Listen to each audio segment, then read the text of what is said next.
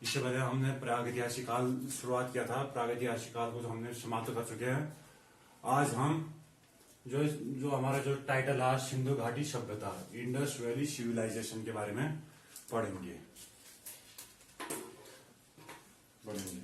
तो दोस्तों, सबसे पहले कि क्या बात था कि इससे पहले जब सिंधु घाटी सभ्यता की खोज नहीं हुई थी, तो उससे पहले हमारा जो सबसे पुराना जो इतिहास का जो टाइम पीरियड माना जाता था वो वैदिक काल को माना जाता था। जब धीरे धीरे जब भारत में अंग्रेज आए, उनके हम गुलाम थे, उपनिवेश थे, तो उस टाइम पे क्या कर रहे थे, वो भारत में जो रिसर्च कर रहे थे, इधर उधर खोजबीन वगैरह ये चीजें कर रहे थे। तो धीरे धीरे जो होता है कि वो सिंधु घाटी सभ्यता की खोज हुई। उसके बाद उन्होंने देखा कि यार जो भारत की जो बड़ी सभ्यता है कि एक नगरीय सभ्यता है।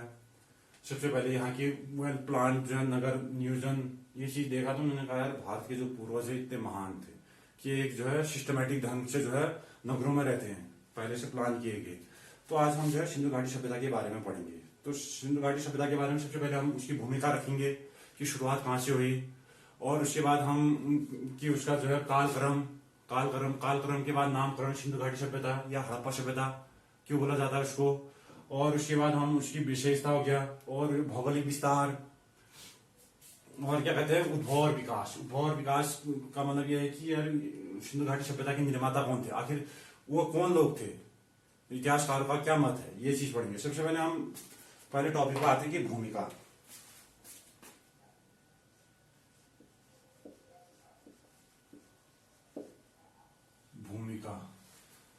सबसे पहले क्या हुई, एक अंग्रेज व्यक्ति थे चार्ल्स मैसन। चार्ल्स मैसन 1826। चार्ल्स मैसन नाम एक व्यक्ति थे। 1826 में क्या गए, पाकिस्तान की यात्रा पे गए, और इन्होंने पाकिस्तान के जो पंजाब प्रांत है, पंजाब प्रांत में हड़प्पा आता है, हड़प्पा। तो सबसे पहले इन्होंने हड़प्पा टीले की खोज की थी। हड़प्पा टीले को इन्होंने खोजा था तो 1826 में। तो हड़प्पा टीले को खोजा था, तो उन्होंने कहा यार कोई होगा कि इधर पे ज्यादा ध्यान नहीं दिया कि कोई रहते होंगे ये चीज करके। तो उन्होंने उसके बाद उन्होंने एक किताब लिखी थी, उनकी एक पुस्तक आई थी। उस बुक का नाम है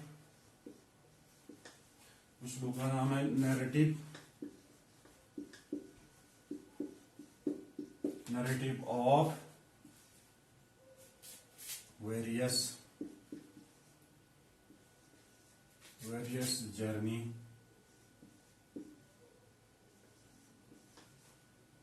जर्नीज इन बलून।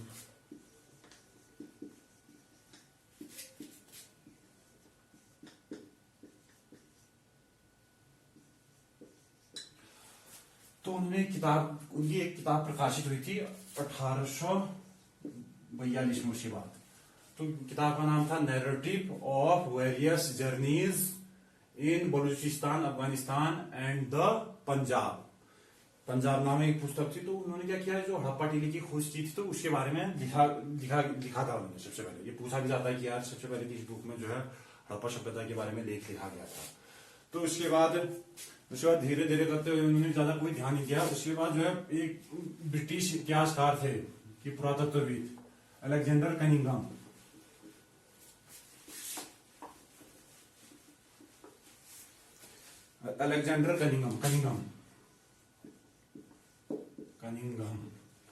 कनिंघम ने क्या की कि 1853 और 1856 में 1853 में 2 बार जो है पाकिस्तान की यात्रा की थी अलेक्जेंडर कनिंघम। पाकिस्तान की यात्रा की तो उन्होंने उनको जो पाकिस्तान की जब यात्रा पे गई थी तो उनको एक हड़प्पा की मुहर मिली थी। मुहर में क्या था कि एक बैल का चित्र था और जो है 6 अक्षर लिखे थे। बैल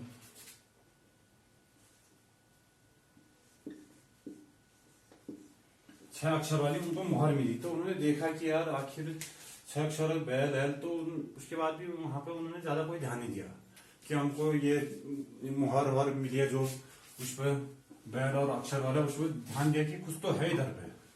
लेकिन उन्होंने उस टाइम पे क्या होता कि अलेक्जेंडर कनिंघम को शायद कि टाइम है इनका ज्यादा मिला नहीं मौका ये चीज, इसलिए उन्होंने ये चीज देखा वहां पे कि सबसे पहले कि यार ये मोहर वहर तो है, कुछ तो है उस टाइम पे मिला, तो ज्यादा ध्यान नहीं देते हैं। तो उसके बाद धीरे धीरे करते करते क्या होता है, 1861 में भारतीय पुरातत्व सर्वेक्षण विभाग की स्थापना होती है 1861 में। तो उसी के सबसे पहले महानिदेशक बनते हैं अलेक्जेंडर कनिंघम। और 1905 में जो गवर्नर जनरल होता है लॉर्ड कर्जन, उसी के टाइम पर जो है भारतीय पुरातत्व सर्वेक्षण को जो है वो केंद्रीकृत एक संस्था कर दिया जाता है, सेंट्रलाइजेशन उसका किया जाता है। तो उसके बाद जो है 1912 में नहीं, और उसी टाइम पे एक घटना हो रही थी 1856 में। 1856 में पाकिस्तान के जैसे ये मान लीजिए नीचे समुद्री तट पे क्या है, कराची है और लाहौर है, वहां पे क्या बीच रही थी कि रेलवे लाइन बीच रही थी। तो रेलवे लाइन बीच रही थी, तो उसमें जिस टाइम पर जो रेलवे लाइन बीच रही थी, जैसे भारत में रेल लाइन है 1853 में भारत में रेल लाइन है, तो उस टाइम पर भारत में गवर्नर जो है लॉर्ड डलहौजी। तो डलहौजी ने जो है दो जो इंजीनियर भाई थे, क्या जॉन ब्रिटन और विलियम ब्रिटन बंधु को ठेका देता है। ब्रिटन बंधु कौन से, जॉन ब्रंटन और विलियम ब्रंटन, दो इंजीनियर भाई थे लोग। तो इन्होंने क्या किया कि कराची से लाहौर तक जो ट्रेन बनाने के लिए इनको ठेका दिया था, काम दिया था। तो इन्होंने बड़ी जल्दी स्पीड से जो इन्होंने ट्रेन लाइन बिछा दी। ट्रेन लाइन क्यों बिछाई? जब उन्होंने ट्रेन लाइन बिछाई तो इधर उधर से जो उनको पत्थर वगैरह ये चीजें चाहिए होती है पटरियों के नीचे बिछाने के लिए, तो उस टाइम पे ईट, तो उनको क्या मिला, जो हड़प्पा टीला था जहां पे वो था, तो वहां से उन्होंने प्रचुर मात्रा में ढेर सारे ईट उठाए। ईटों को, हजारों ईटों का उपयोग करके उन्होंने जो है टीलों को जो ट्रेन लाइन के नीचे बिछा दिया। ट्रेन लाइन के नीचे बिछा दिया तो जाके उस टाइम पे भी देखा कोई तो है या खंडहर है, कोई पुराना है, तो उनको आसानी से वहां से ईटें उपलब्ध हुई और रेलवे लाइन बिछा दी कराची से लाहौर तक, तो जल्दबाजी में। तो उस टाइम पे भी नहीं देखा। तो उसके बाद क्या होता कि जब उसके बाद पुरातत्व विभाग के हेड 1920 में पुरातत्व विभाग के हेड बनते हैं जॉन मार्शल जो हेड बनते। इसी जॉन मार्शल के निर्देशन में दो भारतीय व्यक्ति थे, पुरातत्वविद, दो भारतीय व्यक्ति जो है काम करते हैं इन्हीं के अंडर। एक थे दयाराम साहनी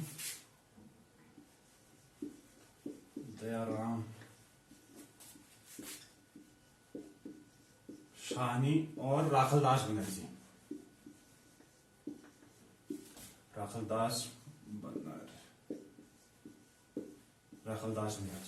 जो दयाराम साहनी थे उनको क्या, इन्होंने जो है कि हड़प्पा की खुदाई की 1921 में इन्होंने हड़प्पा की खुदाई की। राखलदास बनर्जी ने 1922 में मोहनजोदड़ो की खुदाई की। तो तब जाके जो है ये हड़प्पा सभ्यता या सिंधु घाटी सभ्यता जो है प्रकाश में आई पूरे विश्व में कि यार भारतीय प्राचीन जो है नगरीय सभ्यता है।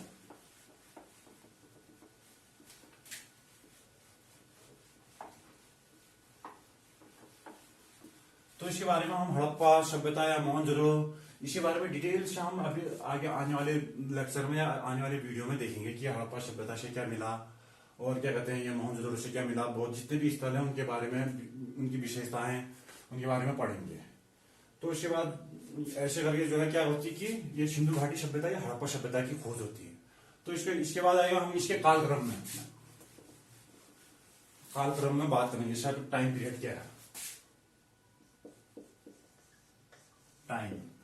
टाइम पीरियड, क्योंकि उस टाइम पे जो हड़प्पा सभ्यता है उसकी लिपि तो है, लिपि जो भाषा है आज तक हम उसको पढ़ नहीं पाए हैं। कितने भी इतिहासकार हैं या पुरातत्वविद हैं वो दावा करते हैं कि यार बहुत से इतिहासकार या पुरातत्वविद हमने पढ़ लिया, लेकिन आज तक हम उसको पढ़ने में हमको सफलता नहीं मिली है। आने वाले टाइम में भविष्य में हो सके तो शायद हमको जो उनकी लिपि है, जो भाषा है, तो उनको हम क्या पता पढ़ सकते हैं।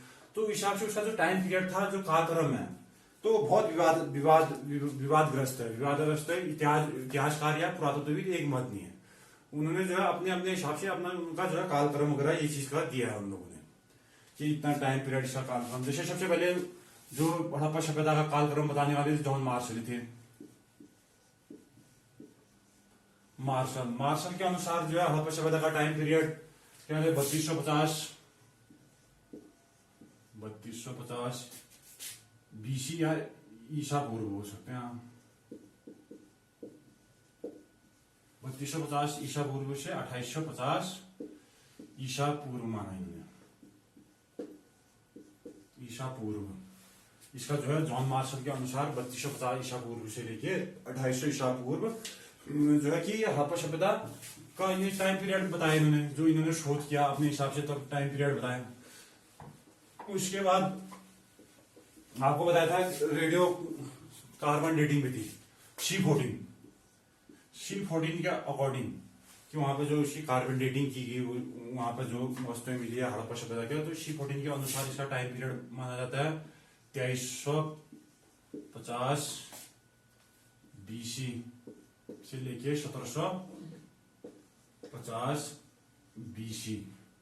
तो जैसे कि इससे पहले हम आपको बता चुके हैं कि BC हो गया या AD, ये क्या होता है BC का मतलब ईसा पूर्व, ये समझा आपकी ईसा पूर्व। ईसा मसीह की जन्म के पूर्व में हुई जितनी भी घटनाएं आती हैं BC में आती है, तो इसको ईसा पूर्व या BC लिखा, बिफोर क्राइस्ट। 2350 से लेके 1750। C14 के अनुसार एनसीईआरटी भी इसी के करीब मानता है, एनसीईआरटी के अकॉर्डिंग भी यही क्या है 2350 से लेके 1750। और एक DP अग्रवाल थे, DP अग्रवाल, वो भी क्या करते हैं इनके अकॉर्डिंग वगैरह, जैसे कि एनसीईआरटी इसको कॉपी मार के इनके बराबर क्या बताते हो 2300 से लेके 1750 ईसा पूर्व तक बात बताते हैं, 1700 BC तक का जो इसका टाइम पीरियड बताते हैं।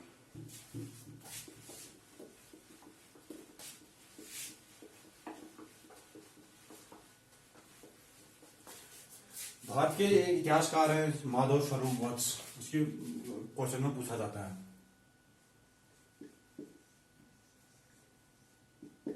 माधव स्वरूप वत्स के अनुसार जो है कि इसका टाइम पीरियड जो है 3500 BC से लेके 2800 BC तक इसका जो है टाइम पीरियड माना है। तो ये क्या हो गया सिंधु घाटी सभ्यता का कालक्रम, जो विभिन्न जो है पुरातत्वविद या इतिहासकार के द्वारा दिया गया है।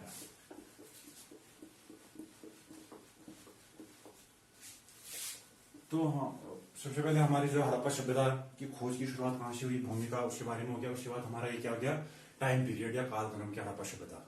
अब इसके जो है नामकरण से संबंधित कि इसका नाम क्यों आखिर सिंधु घाटी सभ्यता क्यों कहते हैं और हड़प्पा सभ्यता क्यों कहते हैं, सिंधु सरस्वती सभ्यता वगैरह भी इस नाम से भी जाना जाता है, उसको क्यों बोला जाता है। सबसे पहले सिंधु घाटी सभ्यता क्यों बोला जाता है,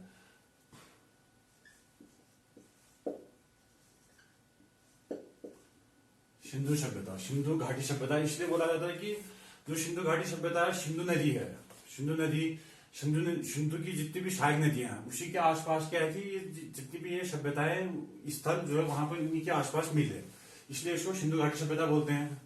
और इसके बाद इसी को हड़प्पा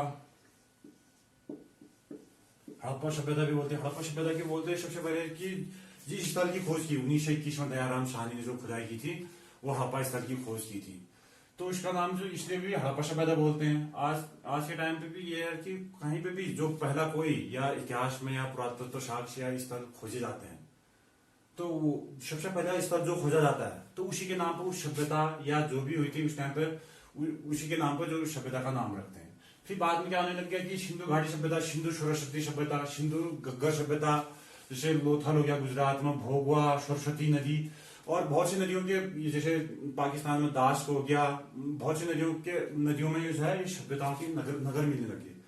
तो उसके बाद जो हमारे इतिहासकार पुरातत्व में होने लगी क्या इसका नाम क्या रखा जाए, तो सभी की सर्वसम्मति से जो सिंधु घाटी सभ्यता का जो नामकरण जो हड़प्पा सभ्यता रखा गया, तो इसका जो है सर्वसम्मति से जो नाम है हड़प्पा सभ्यता बोला जाता है इसका नाम। क्वेश्चन भी आता है कि ये सिंधु घाटी सभ्यता का जो माना गया है तो उसको किस सभ्यता के नाम से जाना जाता है, तो हड़प्पा सभ्यता के नाम से जाना जाता है। तो अब इसकी बात करते हैं हम कि भौगोलिक विस्तार।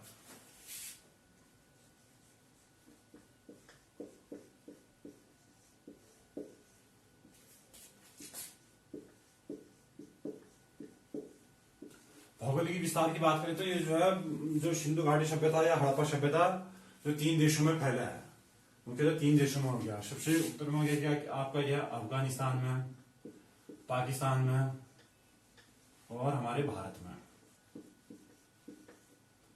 में। इन तीनों में से सबसे बड़ा स्थल या सबसे ज्यादा स्थल जो है भारत में मिले हैं, उसके बाद पाकिस्तान में, और अफगानिस्तान में 2 स्थल मिले हमको। पूछता है कि अफगानिस्तान में 2 स्थल मिले, एक तो हो गया आपका मुंडी घाट,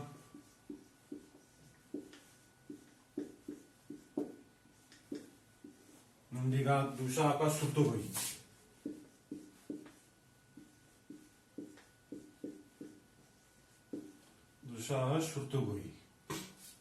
अफगानिस्तान से जो है हमको हड़प्पा सभ्यता के सिर्फ 2 ही स्थल मिले हैं, और जो है इसके जो सबसे ज्यादा स्थल जो है भारत में मिले हैं, और उसके बाद पाकिस्तान में।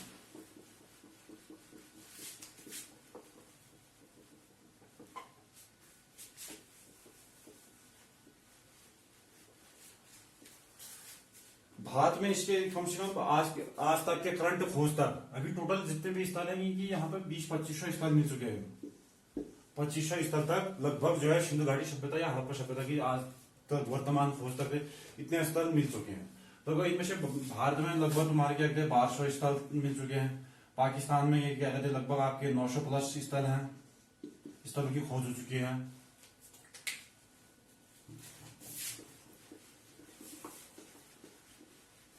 अब इसका जो है विस्तार जानते हैं हम कि यार भारत और कहाँ कहाँ फैला है।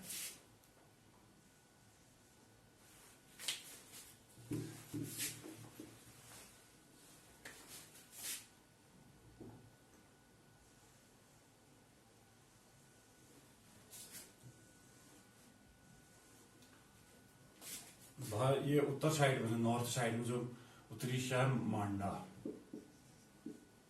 मांडा जी जम्मू कश्मीर में सबसे हड़प्पा सभ्यता का सबसे उत्तरी स्थल जो माना जाता है मांडा जम्मू कश्मीर में। जम्मू कश्मीर में जो चिनाब नदी के किनारे मांडा जो है जम्मू कश्मीर के अखनूर जिले में है, चिनाब नदी के किनारे। इसका दक्षिणी स्थल है दैमाबाद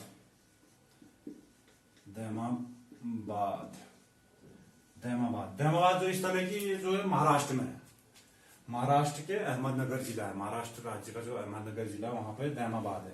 दैमाबाद जो है गोदावरी नदी के तट पर है, और इसका जो है पूर्वी स्थल जो यूपी में है, यूपी में आलमगीरपुर करके नाम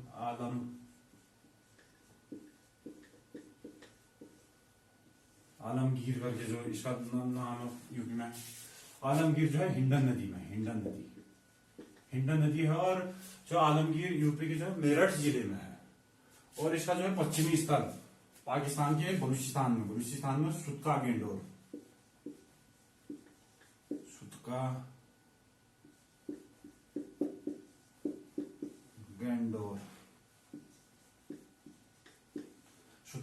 जो है दाश्क नदी के किनारे सुतका गेंडोर पश्चिमी विस्तार। तो हिसाब से इनका देखा जाए कि हिसाब से ये उत्तरी विस्तार हो गया, दक्षिणी, ये पूर्वी, ये पश्चिमी। तो ये है उत्तरी में आपको बताया था कि उत्तर में सबसे कौन सा है, जम्मू कश्मीर में मांडा जो है चिनाब नदी के किनारे है, और जो है अखनूर जिले में है। और ये पूर्वी वाला हो गया हमारा यूपी में आलमगीरपुर, मेरठ जिले में हिंडन नदी किनारे। और दक्षिणी वाला हमारा ये दैमाबाद जो है क्या कहते हैं महाराष्ट्र जिले में, और क्या है गोदावरी नदी के तट पर है। और पश्चिमी वाला ये है बलूचिस्तान में है सुतका गेंडोर।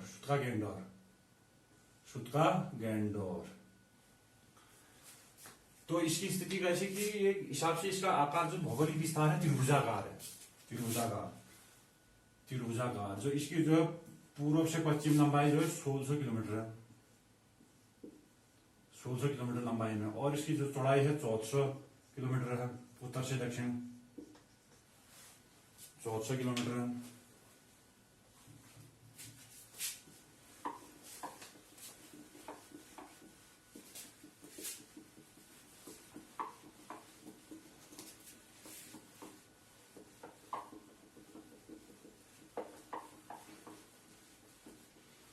तो क्या अभी तक हमने क्या पढ़ा, सबसे पहले हमने इसकी भूमिका रखी कि सिंधु घाटी सभ्यता की खोज कैसे हुई, सबसे पहले टाइम पीरियड। और उसके बाद हमने कि इसका जो है कालक्रम कि कौन से काल में जो है नगरी सभ्यता थी। उसके बाद हमने इसका जो है नामकरण, और उसके बाद इसका भौतिक विस्तार भी हो गया, हमारा भौतिक विस्तार में बता दिया गया। और इसके बाद हम इसकी जो विशेषता विशेषता के बारे में।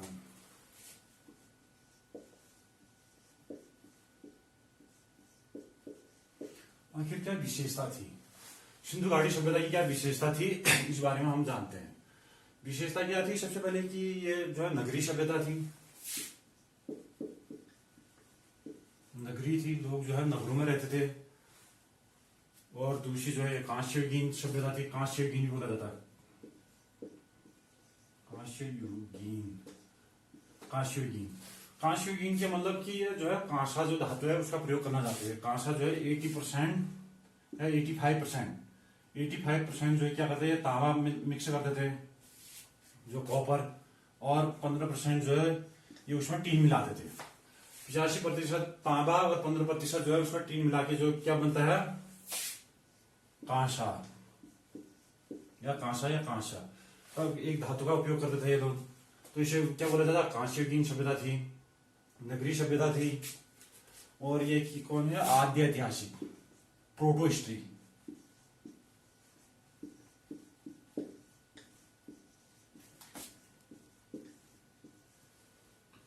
कैसी थी ये? आद्य ऐतिहासिक,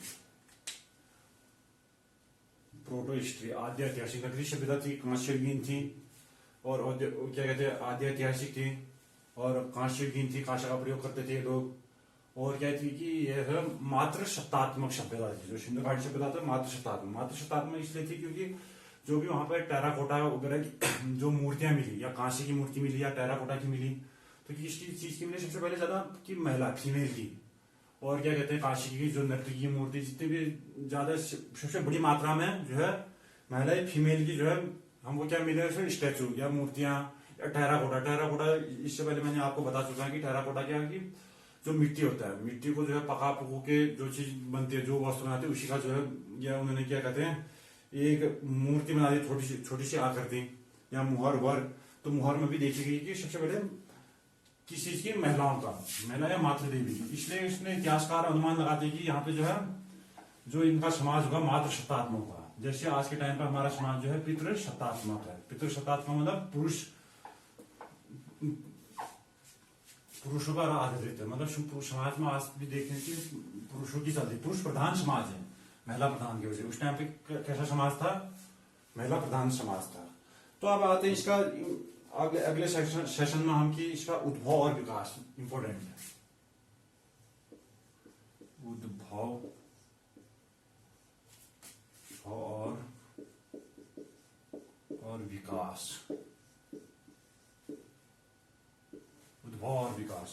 उद्भव और विकास में सबसे पहले क्या थे, जो अंग्रेज इतिहासकार थे, विदेशी पुरातत्वविद, उनके अकॉर्डिंग कि जो सिंधु घाटी सभ्यता के निर्माता थे वो कौन थे? कि सुमेरियन सभ्यता वाले थे। सुमेरियन कहाँ पे? कि हमारा जो मेसोपोटामिया सभ्यता है उसके अंतर्गत क्या थे? असीरियन सभ्यता भी आती है, सुमेरियन सभ्यता भी आती है, तो वो लोग क्या मानते थे, जो सुमेरी लोग जो है, क्या कहते, विदेशी लोग, जो सुमेरी लोग जो है आके जो है हमारे जो सिंधु घाटी सभ्यता वहां आके उन्होंने बसाए, वही उन्होंने नगर नियोजन, नगर निर्माण का काम किया। इसमें जो है 3 विदेशी थे। सबसे पहले आप क्या किया? जॉन मार्शल,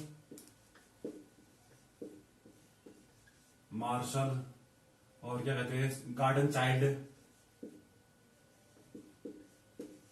चाइल्ड, और मार्टिमर व्हीलर। ये 3 अंग्रेज व्यक्ति थे।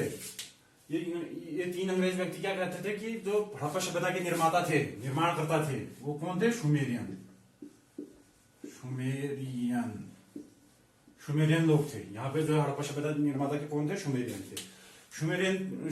थे। तो उन्होंने क्या फैक्ट दिया कि उन्होंने ये कहा कि जो सुमेरियन सभ्यता है वो भी नगरीय सभ्यता है। सबसे पहले तो यह बताया उन्होंने, सुमेरियन सभ्यता भी नगरीय सभ्यता है। और क्या कहते हैं, और दूसरा इन्होंने बोला कि वहां भी सुमेरियन सभ्यता वाले भी है, लिपि का ज्ञान है उनको भी, और यहाँ पे भी लिपि है। और इन्होंने देखा कि क्या और लिपि का ज्ञान है। और उन्होंने, और सबसे पहले क्या थे? नगरीय। सबसे पहले सुमेरियन के क्या है कि वहां भी नगर है, तो यहाँ भी नगर है। सबसे पहले फैक्ट तो ये दिया उन्होंने, कहा वहां भी लिपि है और यहाँ पे भी लिपि है, ये चीज। ऐसे करके इन्होंने बहुत से तर्क दिए, लेकिन इनका तर्क क्या हो गया कि तर्क दे रहे थे कि कोई सुमेरियन है, कि वहां के लोग निर्माता हैं, ये चीज का वो तर्क उनका फेल हो गया। फेल होने का मेन रीजन कारण क्या है कि जो सुमेर सभ्यता की है वो तो नगरी है, ऐसा ठीक है। तो यहाँ पे हड़प्पा सभ्यता की भी नगरी है, लेकिन यहाँ पे क्या कि जो हड़प्पा सभ्यता में हमारा जो जल निकास प्रणाली है, जल निकास प्रणाली, जल निकास प्रणाली, जल निकास प्रणाली मतलब ड्रेनेज सिस्टम। जैसे कि नालियां बनी हुई थी, नालियां, जैसे कोई घर से होता है कि पानी आनी या मेन जो अंदर से जो है नालियां बनाई हुई ढकी हुई नालियां, तो सुमेरियन में क्या थी, वहां पे नालियां नहीं थी। और दूसरा जो फैक्ट है कि वहां पे भी लिपि का ज्ञान था और यहाँ पे भी लिपि का ज्ञान था। लेकिन जो सुमेरिय सभ्यता की लिपि थी वो जो थी 900 शब्द की लिपि थी, 900 शब्द थे उसमें, 900 शब्द थे। और वो लिपि जो थी किलाक्षर थी। और जो सुमेरिय सभ्यता की लिपि जो पढ़ी भी जा चुकी है, पढ़ी भी गई है सुमेरिय सभ्यता की जो लिपि है। और हड़प्पा सभ्यता में जो हमारी जो लिपि है वो 400 वर्ड है, 400 शब्द हैं उसमें, और जो आज तक हम जो है उसको पढ़ नहीं पाए हैं। तो जो है कि इसलिए ये मत फेल हो जाता है। वहां अगर सुमेरिया वाले ही इस सभ्यता के निर्माता होते तो यहाँ पे भी सेम लिपि होनी चाहिए और पढ़ी लिखी जानी चाहिए थी, तो नहीं है। और सुमेरिया में क्या है कि वहां पे जो है मंदिर मिला है, मंदिर मिला है। जो हड़प्पा सभ्यता में आज तक का मंदिर का कोई साक्ष्य नहीं है कि यहाँ पे कोई मंदिर नहीं है। भले मुद्रा उद्रा मिली है, उसमें मंदिर का कोई भी प्रमाण नहीं है। और सुमेरियन की जो सभ्यता लोगों की जो थी वो व्यवस्था थी वहां पे कि उनका जो नगर नियोजन था उतना खास नहीं था कि ये कच्चे ईंटों का ये वेल प्लान। जैसे यहाँ पे हड़प्पा सभ्यता है कि हमारे जो आप बाद में पढ़ेंगे, आप आने वाले टाइम पे हम एक अलग सा टॉपिक रहेगा इसी में, जो है नगर नियोजन। तो वहां पर क्या है, जैसे यहाँ पे जो सबसे पहले उन्होंने मेन सड़क बनाते थे, मेन सड़कों के बाद जो है उसके बाद वो गलियां होती थी, इनकी गलियां होती थी। तो फिर गलियों में से भी नहीं, मेन सड़क को जोड़ने वाली मुख्य सड़क होती थी, मुख्य सड़क को जोड़ने के लिए भी गलियां होती, तो इनके घर गलियों में बने होते थे। तो ये चीज का अभी आप बाद में पढ़ोगे, अभी नगर नियोजन के बारे में अभी आने वाले टाइम पे पढ़ा जाएगा। तो उद्भव और विकास में क्या था, विदेशी जो ये पुरातत्वविद थे अंग्रेज लोग थे, क्योंकि अंग्रेज लोगों को लगता था कि जब हम ये भारत तो हम हमारा उपनिवेश है, तो उस हिसाब से हम यहाँ पे इन पर राज कर रहे हैं। ये उनको लगता था कि भारत जो है तुच्छ है, इनसे तो कोई बस की बात नहीं। हम तो इनके अंदर तो इनके वहां जो हड़प्पा सभ्यता की खोज हुई, तो उन्होंने देखा कि यार यहाँ पे तो इतने जो महान की जो है ये बहुत ही बड़ी सभ्यता है। उस टाइम पे भी लगभग आज से लगा लो 4-5 हजार साल पहले, 4-5 हजार साल पहले इसलिए कह रहा हूँ कि अब आज क्या 2021 चल रहा है, 2021 में आप लगभग 30,000 साल भी मान के चलो, तो अकॉर्डिंग टू 3,000 जोड़ोगे प्लस करोगे तो क्या होगा, 5,000 साल पहले पीछे का आएगा। इसलिए 5,000 साल पहले कह रहा हूँ, ईसा पूर्व नहीं। तो अंग्रेजों को लगता था ये इंडियन कैसे हो सकते हैं, इंडियन तो हो नहीं सकते। इसलिए उन्होंने जो है वहां पर रेट करने की कोशिश की कि सुमेरियन सभ्यता और से। उसके बाद थे कि दूसरा मत था कि यार हड़प्पा सभ्यता के निर्माता जो है आर्य लोग हैं। कौन है, आर्य लोग, आर्य लोग हैं। तो अब आने वाले टाइम में अभी इसके बाद जो सिंधु घाटी सभ्यता कंप्लीट होने के बाद जो है हमारा जो आएगा ये वैदिक सभ्यता या ऋग्वैदिक काल जो पढ़ेंगे, उसमें जो है क्या है, आर्य लोग थे। तो आर्य लोगों की क्या सबसे मेन विशेषता क्या थी, आर्य लोग तो कहीं से कहीं तक वहां पे क्या थी, जो आर्य लोग थे वो तो गांव में रहते थे, ग्रामीण में रहते थे, झोपड़ी ओपड़ी ये चीजों में। लेकिन कोई अगर आर्य लोग होते थे उनके भी जो मकान ईट ये चीजें होनी चाहिए थी। तो ये आर्य लोग हैं। तो इसमें क्या थे, एक थे इतिहासकार की लक्ष्मण सिंह कुशालकर, और एक दो और इतिहासकार थे, उन्होंने क्या किया, आर्य लोग में क्या किया, इनकी जो इनका जो समाज था वो समाज तो पितृसत्तात्मक था, वहां वो मातृसत्तात्मक। तो ये वाला मत भी फेल हो गया, तो इसको भी नहीं माना जाता है। तो इसके बाद नेक्स्ट आता हमारा जो कि द्रविड़ियन लोग थे, द्रविड़। तो हड़प्पा सभ्यता के निर्माता कौन थे, द्रविड़ियन। ये थे हमारे जो राखलदास बनर्जी,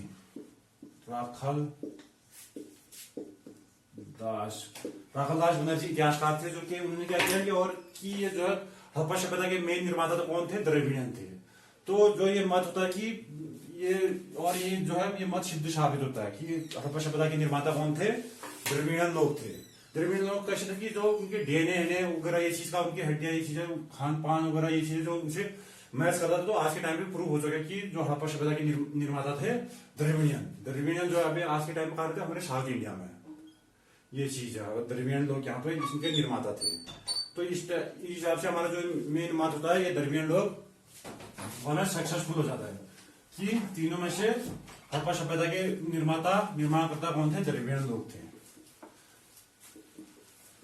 तो आज के लिए बस इतना ही। नेक्स्ट टाइम हम जानेंगे इसका नगर नियोजन होगा, राजनीतिक विकास, समाज कैसा था, इस बारे में हम पढ़ेंगे।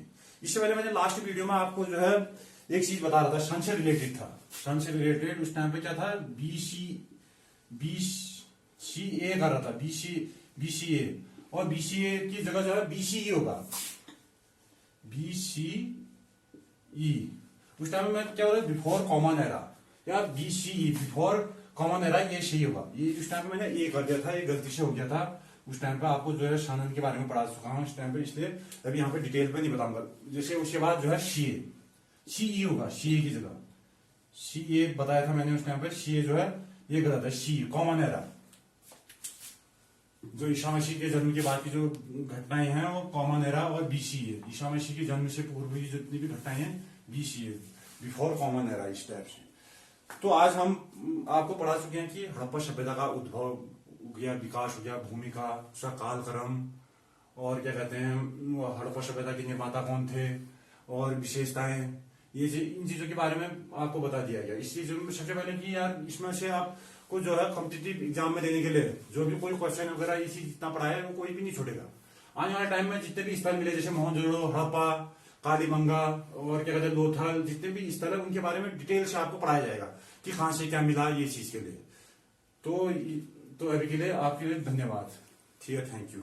अगर अच्छा लगे तो आप लोग जो है इसको शेयर करें और लाइक करें, और कमेंट भी बताएं कि कहाँ पे कमी आ रही है, कहाँ पे ठीक हो रहा है। तो इस हिसाब से आप कमेंट करके नीचे करके बता सकते हैं। इसमें कोई डरने वाली बात नहीं कि यार आपने गंदा पढ़ा है, ऐसा बुरा कमेंट आएगा तो हम एक्सेप्ट करेंगे, ऐसा कुछ नहीं। कि कोई भी इंसान जो है परफेक्ट नहीं है। अभी जो है मेरा शुरुआती टाइम चल रहा है, धीरे धीरे जो है अच्छे से हो जाएगा। ठीक है, धन्यवाद।